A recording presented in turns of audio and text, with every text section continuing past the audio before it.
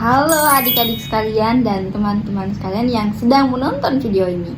Kami di sini akan menceritakan sebuah dongeng anak-anak yang lucu, menggemaskan dan ceria khusus untuk anak-anak sekalian maupun orang-orang dewasa yang ingin menontonnya. Nah, di sini kami akan memperkenalkan diri. Pertama-tama ya, di sini saya ada. Perkenalkan, nama saya Hasra dengan NIM 050.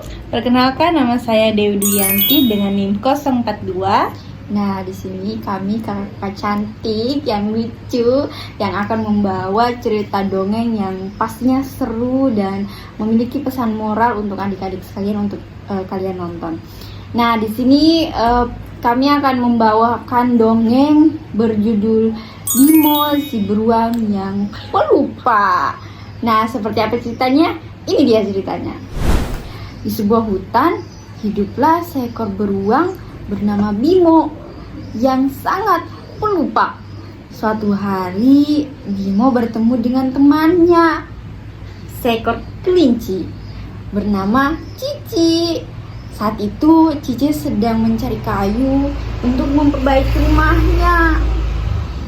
Cici, aku bantu kamu ya mengangkat kayu itu. Terima kasih, aku sangat terbantu. Mereka pun sepakat untuk bertemu sore hari. Namun di tengah perjalanan, Bimo melewati danau yang sangat segar. Ia langsung berhenti. Hahaha, segar sekali, kata Bimo sambil tertawa senang. Bimo pun masuk ke danau, bermain air dengan gembira. Ia bahkan melihat ikan-ikan berenang. Hahaha, segar sekali. Bimo tertawa lagi sambil menggunakan tangannya untuk bermain air. Sekali ia menggunakan tangannya juga untuk bermain ikan. Tapi saking asiknya, ia bahkan melupakan janjinya kepada Cici. Padahal Cici sudah lama menunggu. Bimo, kamu lupa janji kita ya? Kata Cici dengan kesal saat bertemu. Aku lupa. Aku tidak pernah membuat janji. Cici pun mengingatkan kembali tentang janji mereka. Akhirnya Bimo sadar dan segera membantu Cici mengangkat kayu-kayu itu. Setelah Bimo membantu mengangkat kayu ke rumah Cici, hari pun sudah mulai sore. Cici lalu berkata, Bimo, nanti malam aku ada pesta di rumahku. Kamu harus datang ya. Bimo mengangguk cepat. Iya, aku pasti datang. Cici tersenyum lalu menambahkan, jangan sampai lupa ya Bimo. Agar tidak lupa, Cici memberikan sebuah pita kecil semangka untuk Bimo agar dia tidak lupa dan bisa mengingat hari pestanya. Ini untuk pengingatmu. Baik, aku akan ingat. Namun keesokan harinya, Bimo melihat pita itu. Ini pita siapa ya? Untuk apa ya? Kata Bimo bingung sambil menggaruk kepalanya. Ia mencoba mengingat, tetapi tidak berhasil. Kenapa aku tidak ingat apa-apa? Kata Bimo lalu berjalan mengelilingi hutan untuk mencari petunjuk.